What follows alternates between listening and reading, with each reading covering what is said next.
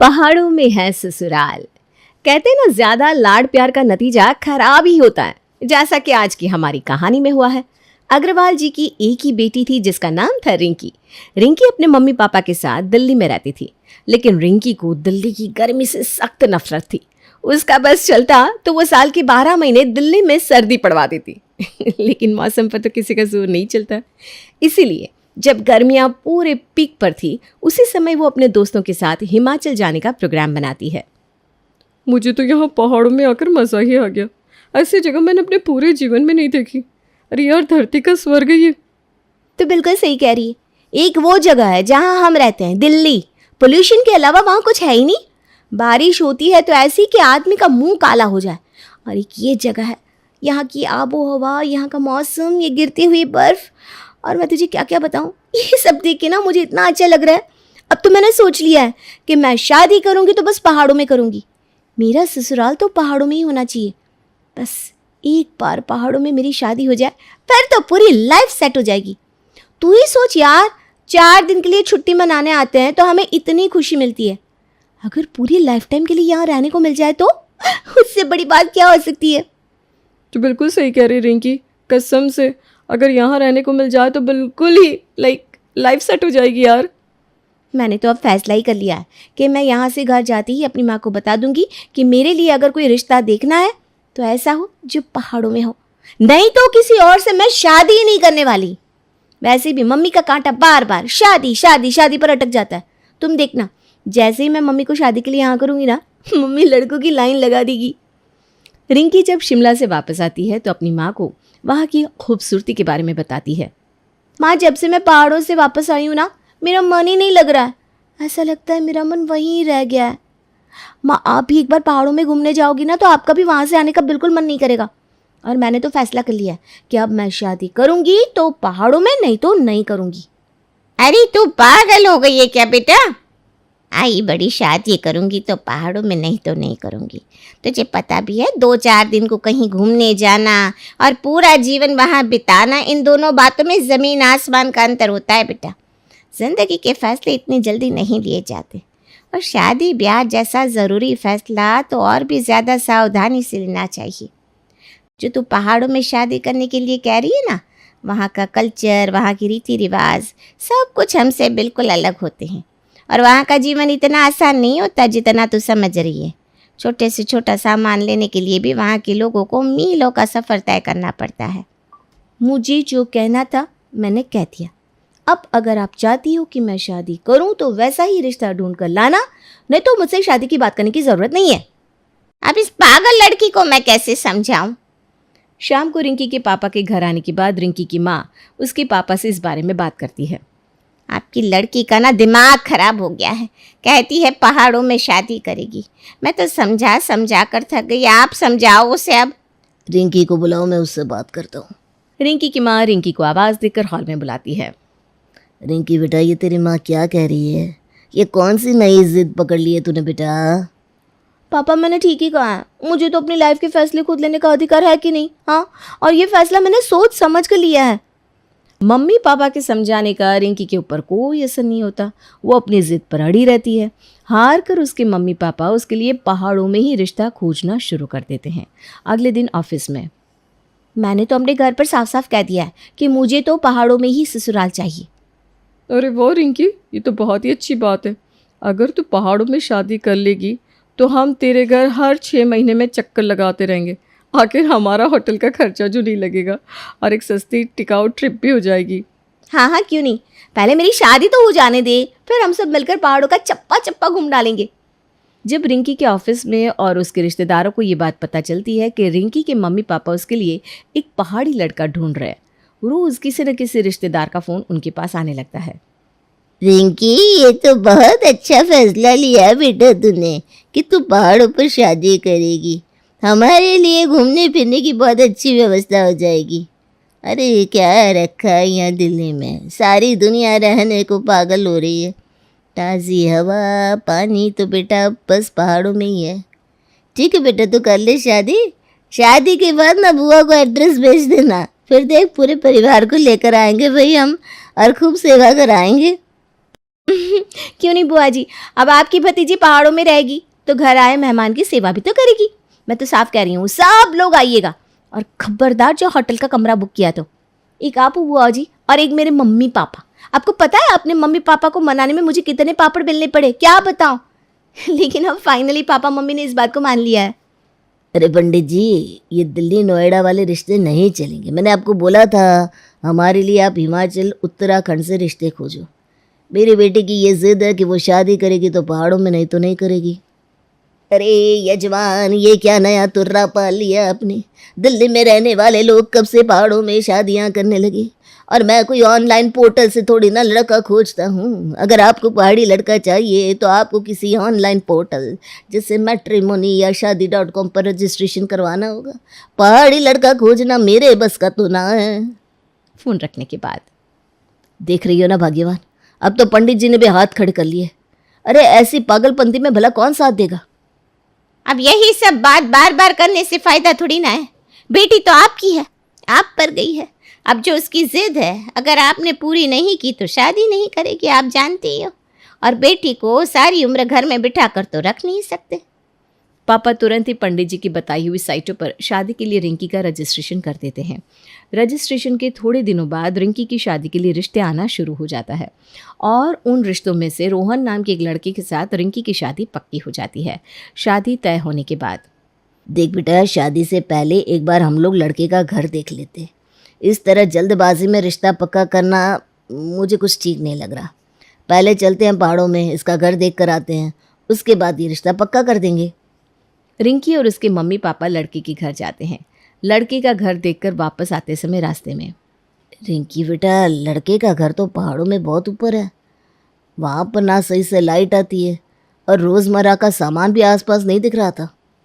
क्या बात कर रहे हो पापा, आपने ध्यान से देखा नहीं कितना अच्छा मौसम था वहाँ पर? और ऊंचाई ही तो पहाड़ों की खासियत होती है। अब अच्छाइयों के बारे में सोचो ना, बुराइयां निकालेंगे तो कुछ ना कुछ बुराई तो दिखी जाएगी। एक बार फिर सोच ले बेटा, क्योंकि एक बार शादी हो जाने के बाद कुछ नहीं हो सकता, और तेरा ससुराल इतना दूर है कि तुझे अपनी जॉब भी छोड़नी पड़ेगी। कोई बात नहीं पापा, मैं जॉब छोड़ दूंगी। मैं रोहन से शादी करने के लिए तैयार हूँ। कुछ दिनों के बाद शादी का एक अच्छा सा मुहूर्त देखकर रिंकी की शादी रोहन के साथ हो जाती है और वो उसके साथ रहने चली जाती है। शादी के बाद एक दिन रिंकी अपने पति रोहन से बात कर रही थी, तभी अचानक से लाइट कट जाती है। अरे रोहन, अब ये लाइट कब आएगी? मुझे ना बिना लाइट के रहने की बिल्कुल भी आदत नहीं है। हमारी सोसाइटी में तो जैसे ही पावर कट होता था, अपार्टमेंट में तुरंत जनरेटर ऑन हो जाता था। अरे अभी तो लाइट गई है और तुम अभी से घबराने लग गई।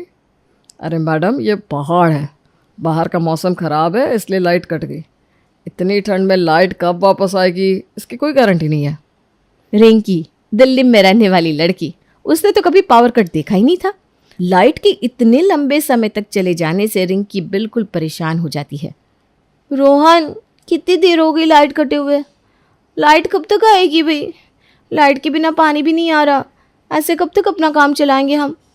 और यहाँ तो पानी की बहुत किल्लत है। मुझे तो लगता था कि पहाड़ों से सारी नदियाँ बहती हैं, तो यहाँ पर तो पानी की कोई दिक्कत ही नहीं होगी। अरे रिंकी, इसमें इतना परेशान होने की क्या बात है? यहाँ ये सब नॉर्मल है, और लाइट का कोई भरोसा नहीं है, कब है कब नहीं है। एक बार लाइट जाती है तो हफ्तों भी लग जाते हैं। तुम लोग समतल ज़मीन पर रहते हो ना, तुमको ये बात कैसे समझ में आएगी? लेकिन पहाड़ों पर कोई भी काम करने में बहुत समय लगता है। लंबे समय तक लाइट के कटे रहने की वजह से उसके रूम का हीटर बंद हो गया था, जिसकी वजह से रिंकी को लगातार गर्म कपड़े पहनने के बाद भी ठंड से उसकी हालत ख़राब हो रही थी। अरे यार, इतने सारे स्वेटर पहन रखे हैं, उसके बाद भी हाथ पैर सुन्न हुए जा रहे हैं। दिल्ली में तो इतनी ठंड कभी पड़ी नहीं। मुझसे ना यहाँ की ठंड बर्दाश्त नहीं हो रही है। ऊपर से 5 दिन से सूरज के दर्शन भी नहीं हुए। एक तो कपड़े धोने के लिए पानी नहीं, ऊपर से किसी तरह कपड़े धो भी दो तो सूखने का नाम नहीं ले रहे। बहुत इरिटेट हो गई हूँ मैं। 3-4 दिन के बाद जब मौसम थोड़ा सामान्य होता है तो लाइट आ जाती है। लाइट आने के बाद रिंकी राहत की सांस लेती है और अपने कमरे में जाकर हीटर चलाकर थोड़ा आराम करने लगती है कि तभी उसका फ़ोन बज उठता है। अरे गैस करके आज मैंने तुझे क्या बताने के लिए फ़ोन किया है? अरे यार बताना, पहले अब क्यों बुझा रही है? सीधे सीधे बता क्या बात है। पहले ही ना मेरा मूड बहुत ख़राब है। आज 3 दिन बाद मेरे यहाँ लाइट आई है। तेरा मूड अच्छा करने के लिए मेरे पास एक ज़बरदस्त खबर है। मैं, मोहन और अदिति परसों हिमाचल आ रहे हैं और पहले ही बता रहे हैं तेरे घर पर ही रुकेंगे और तेरे हाथ का बना हुआ स्पेशल पहाड़ी खाना ही खाएंगे। अब तक तो तूने पहाड़ी खाना बनाना सीख लिया होगा ना? हाँ हाँ बिल्कुल, आओ ना यहाँ पर। सच में ना, मैं तुम लोगों को बहुत मिस कर रही थी। हम लोग घूमेंगे फिरेंगे, बहुत मज़े करेंगे, शॉपिंग करने जाएंगे, लोकल साइट देखेंगे। दोस्तों के आने की खबर मिलती ही रिंकी बहुत खुश हो जाती है और उनके आने की तैयारी करने लगती है। 2 दिन बाद ज्योति, अदिति और मोहन रिंकी के घर पहुंच जाते हैं। रिंकी, तेरा ससुराल तो बहुत ऊंचाई पर है। अरे यार, जितना सोचा था ना उससे कुछ ज़्यादा ही थ्रिल हो गया। ऐसी ऐसी खाई देखी है ना आज हमने कि कलेजा मुंह में आ गया और सर ऐसे घूम रहा है कि अभी मैं नीचे गिर पड़ूंगी। अरे यार, कैसे रहते हो तुम यहाँ पर? और ये घर से इतना दूर गाड़ी पार्क हो गई है। मुझे तो लगा था 5-7 कदम की दूरी पर होगा तेरा घर, लेकिन गाड़ी पार्क करने के बाद भी हम बस चलते ही जा रहे हैं। चढ़ाई करते करते मेरे तो पैरों की बैंड बच गई। ऐसा लग रहा है कि आज तो तू हमें माउंट एवरेस्ट चढ़ा कर ही मानेगी। हाँ ज्योति तो बिल्कुल सही कह रही है। मेरा भी ना सर घूम रहा है, आंखों के सामने तारे से नाच रहे हैं। इसके घर पहुंचते पहुंचते ऐसी हालत हो गई है कि अब तो मेरी कहीं घूमने जाने की हिम्मत ही नहीं बची। अरे यार ज्योति, अदिति छोड़ो इन सब बातों को।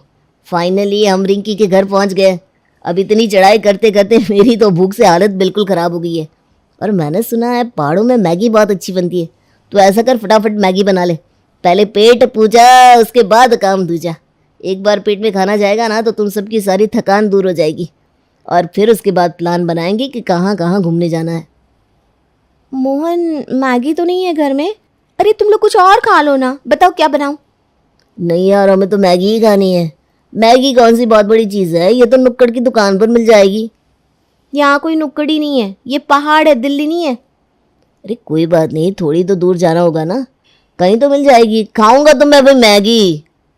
ठीक है फिर चलो। रिंकी का पति रोहन गाड़ी से ऑफिस चला गया था, इसलिए उन सबको पैदल जाना पड़ता है। रिंकी, अदिति, ज्योति और मोहन को लेकर मार्केट की तरफ निकल जाती है। थोड़ी देर चलने के बाद, रिंकी, मुझे ऐसा लग रहा है कि मैंने मैगी मांगकर अपने जीवन की सबसे बड़ी गलती कर दी है। मुझे कोई मैगी नहीं खानी, चलो अब वापस चलो। रिंकी के दोस्त जो बहुत सारी एक्साइटमेंट लेकर उसके घर आए थे, उनकी सारी एक्साइटमेंट हवा हो गई थी और वो बेचारे दुम दबाकर वापस अपने शहर की ओर लौट गए थे। कितने महीने हो गए, कोई भी घूमने नहीं आया। बुआ जी से बात करती हूँ, अगर वो लोग आ जाएंगे तो कुछ दिन के लिए मेरा मन बहल ही जाएगा, वरना यहाँ अकेले 50-60 लोगों की इस गांव में मेरा तो मन ही नहीं लगता। ना यहाँ कोई अपना दोस्त है, ना रिश्तेदार, ना यहाँ का खाना मुझे समझ में आता है, ना भाषा। न जाने क्यों लाख कोशिश करने के बाद भी अपनापन महसूस ही नहीं होता। पता नहीं क्या सोचकर मैंने अपनी अच्छी खासी नौकरी छोड़कर यहाँ बसने का डिसीजन ले लिया। अब यहाँ घर में पड़े पड़े ना तो दिन कटता है ना ही रात। रिंकी बुआ को कॉल लगाती है। अरे बुआ, आप तो यहाँ पहाड़ों पर घूमने आने वाली थी ना, मैंने आपको अपना एड्रेस भी भेजा था, आपका कोई रिप्लाई ही नहीं आया। बताइए ना कब आ रहे हैं आप लोग घूमने? कितने दिन हो गए, आप लोगों से मिली भी नहीं हूँ मैं। देख बेटा, मिलने को तो ऐसा है, जब तू अपनी मम्मी के यहाँ आएगी तो मैं तुझसे मिल लूँगी। क्यों, क्या हुआ बुआ? आप यहाँ आइए ना, इसी बहाने पहाड़ों पर सैर भी हो जाएगी। अरे नहीं बेटा, तेरी सहेली है ना अदिति, अभी कुछ दिन पहले ही मिल गई थी।